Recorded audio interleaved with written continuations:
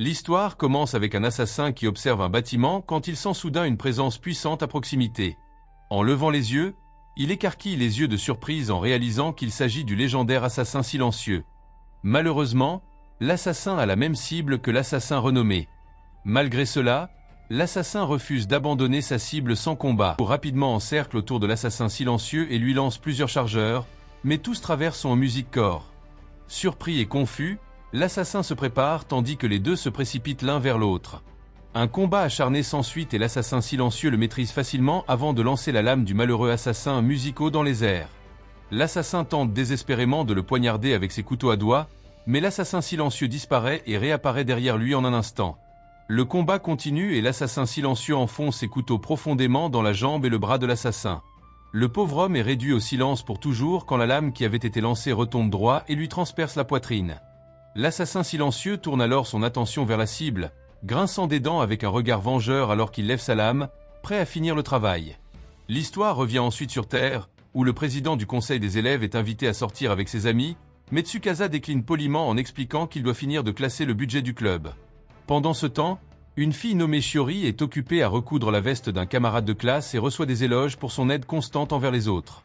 Dans la classe, les élèves discutent et rient, sauf un solitaire tranquille nommé Akira Oda, assis seul en train de manger du pain tout en lisant un manga.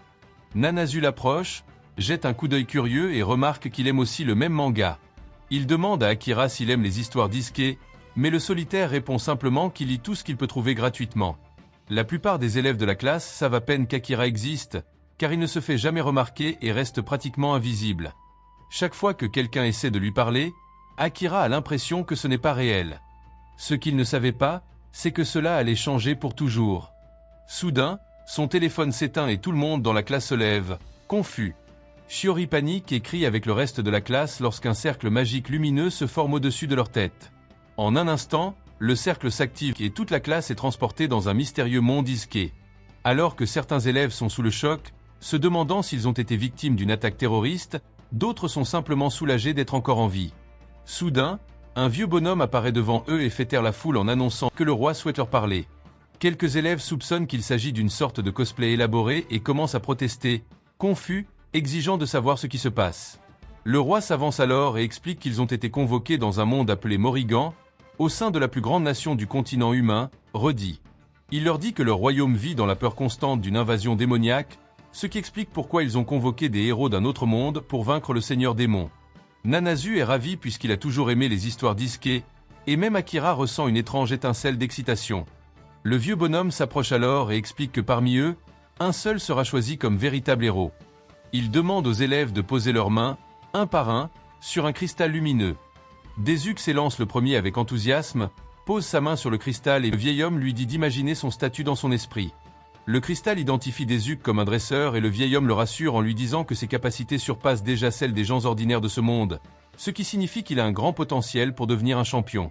Ensuite, Yuki s'avance et se révèle être une mage de dissipation, suivi de Tomoyuki Asa, qui s'avère être un chevalier, puis Shiori, dont le rôle de guérisseuse correspond parfaitement à sa personnalité gentille et attentionnée. Alors que les autres s'impatientent, le vieil homme leur dit de vérifier leur statut en criant « Statut » à voix haute sans le cristal. Nanazu s'avère être un mage du vent tandis qu'Akira devient un assassin. Quand Akira jette un coup d'œil aux autres statuts, il remarque quelque chose d'étrange. Ses statistiques semblent être démesurées, dépassant de loin tout le monde, presque comme si elles étaient détraquées. Pendant ce temps, c'est au tour de Tsukasa et comme prévu, le président de la classe s'avère être le héros, dont la puissance d'attaque est déjà le double de celle d'un soldat pleinement entraîné de ce monde. Alors que tout le monde admire le héros, Akira est troublé par le fait que ses propres statistiques sont encore plus élevées que celles de Tsukasa. Alors que le nombre d'élèves restants diminue et que son tour approche, Akira commence à soupçonner l'histoire du seigneur démon. Bien qu'il n'ait aucune raison concrète d'en douter, il sent que quelque chose ne va pas et décide d'être prudent. En parcourant son tableau de compétences, il trouve une compétence appelée dissimulation de présence qu'il active et disparaît juste avant son tour. Une fois que le vieux bonhomme a fini d'enregistrer les statistiques de tout le monde, il leur ordonne de se reposer dans leur chambre, et Akira les suit silencieusement à distance. Levant les yeux, il repère une caméra cachée et réalise qu'ils sont surveillés, ce qui confirme son soupçon selon lequel le roi cache quelque chose. Alors qu'il s'en va, le commandant royal Saran Mitra jette un coup d'œil dans sa direction et sourit. Cette nuit-là, Akira trouve une vieille pièce abandonnée et rouillée dans le château et décide d'y passer la nuit, mais sort plus tard pour recueillir des informations. En sortant et en observant le paysage, il réalise qu'ils ont bien été transportés dans un autre monde. Testant ses capacités, il bondit par-dessus les toits et est impressionné par sa force physique. Il se demande si c'est le genre d'amélioration souvent décrit dans les histoires d'Isekai qu'il a lues. Soudain, il entend une conversation et décide d'écouter aux portes. En s'approchant furtivement, il aperçoit la princesse Musique parlant avec le roi, qui lui ordonne de tenir les élèves convoqués à l'écart des archives afin qu'ils n'en découvrent pas trop sur ce monde et ne deviennent des obstacles à son plan. Akira ne saisit pas tous les détails, mais il est certain que le roi manigance quelque chose. Il sort son poignard, envisageant d'assassiner le roi sur le champ, mais décide de ne pas le faire et se retire pour ne pas attirer l'attention. Le lendemain matin, pendant que tout le monde prend son petit déjeuner, Akira les rejoint discrètement tout en restant dissimulé, observant le groupe et se demandant s'il devrait les avertir de ce qu'il a entendu, bien qu'il doute que quiconque le croie.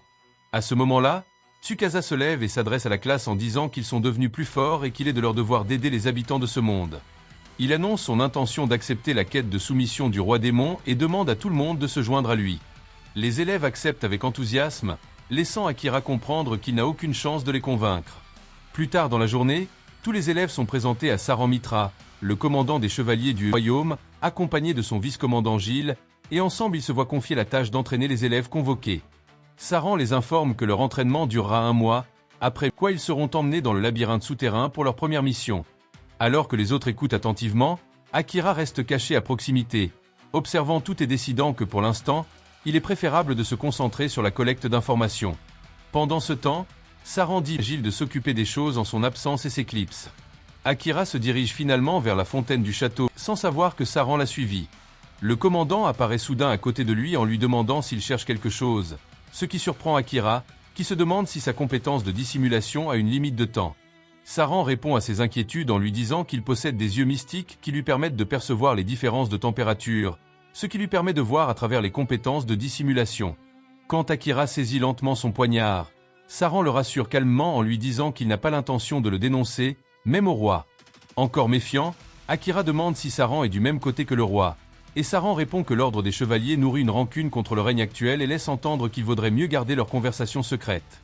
Akira accepte prudemment ce geste amical et les deux s'assoient ensemble près de la fontaine. Il dit à Saran qu'il souhaite accéder aux archives royales car il ne connaît rien de ce monde. Saran lui demande quel est son niveau de dissimulation et est surpris d'apprendre qu'il est déjà au maximum. Quand Akira admet que ses autres compétences sont encore au niveau 1 et qu'il ne sait pas comment les améliorer, Saran sourit et promet de lui apprendre personnellement à les maîtriser. Pour une raison quelconque, Akira se sent vraiment excité, mais au fond de lui, il reste inquiet de trouver un moyen de retourner sur Terre, où vit sa famille. Il demande au commandant Saran s'il connaît une méthode pour retourner dans son monde, mais comme prévu, le commandant secoue la tête en expliquant qu'il n'en a aucune idée et conseille à Akira de se concentrer sur le renforcement de ses capacités pour l'instant. Saran promet de le former pour en faire un assassin de première classe, et en échange, demande au garçon de partager ses connaissances sur son propre monde. Akira accepte et, après une poignée de main ferme, leur entraînement commence officiellement.